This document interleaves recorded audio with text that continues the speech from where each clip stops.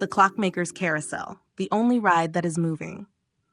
This is a story about three Angelteers who arrive at a clockwork carnival where every ride carries visitors into yesterday or tomorrow, while the present platform sits almost empty. Their 29th miracle-minded adventure begins when they discover that the only instant they can actually meet, choose, listen, and extend from is the one that is here now. The three Angelteers entered the Carnival of Time beneath a giant spinning clock. A sign flashed, "Visit yesterday! Prepare for tomorrow!" Spider Monkey pointed toward a carousel covered with old photographs. "What does that one do?" "The memory go-round," said the ticket seller. "Every horse carries you back to something you wish had happened differently." Howler Monkey looked impressed. "Does anyone enjoy it?" "Not especially, but it is always full." Across the midway stood another ride, the What If Wheel. Passengers shouted, "What if I fail? What if something goes wrong?" Squirrel Monkey stared upward. "That ride seems familiar." Then a woman rushed past carrying 3 clocks. "I'm late." "For what?" asked Spider. "For whatever comes next." She vanished into a tunnel marked "Hurry to Later." At the memory go-round, a man named Felix rode past again and again. "I should have taken the other job." Round again. "I should have known better." Round again. "If only I had chosen differently." Squirrel called, "How long have you been riding?" 4 years. "Does it ever reach the past?" "No." "Then why stay on?" "I'm trying to fix it." The carousel made another circle. Nothing changed. Nearby, a young woman named Amara stood in line for the What If Wheel. "What are you waiting for?" Squirrel asked. "A conversation with my mother tonight." "What are you afraid will happen?" "She might be angry. I might say the wrong thing."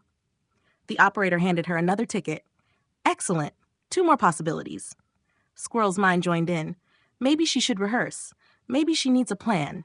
A faint fragrance of cinnamon drifted from a pastry cart. He breathed in. "What am I feeling?" "Pulled away." "From what?" asked Spider. Squirrel became still. He heard carousel music, a child laughing, Howler tapping his foot, the breeze against his face. What is actually here now? The question did not solve Amara's evening. It brought him back to the person standing before him. "Are you talking to your mother right now?" "No." "Then tonight does not need to happen yet." "But shouldn't I prepare?" "Maybe something practical will help. But worrying through the conversation 20 times is not the same as having it once." Spider grinned. "That sounds much cheaper." Amara stepped out of line. They walked toward a small bench marked, "Now." Felix was still circling. Howler called, "Would you like to get off?" Felix sighed. "I don't know who I am if I stop thinking about what I should have done." The carousel slowed. Squirrel held out his hand. "What is actually here now?" Felix looked around. "My feet hurt. That seems current. I'm hungry. Also current." Felix laughed and stepped off. Nothing about the old decision changed. But yesterday stopped being the place where he was trying to live. The Angelteers sat on the now bench. For a few moments, nobody asked what came next. Then a child dropped a box of colored pinwheels. They scattered across the midway. Spider gathered them. Howler caught one before it rolled under the carousel. Squirrel helped the child put them back. No guidance announced itself. Helpfulness was simply present because they were present enough to notice. Amara watched. "So the present is where guidance happens?" Squirrel smiled. "It seems difficult to follow guidance anywhere else."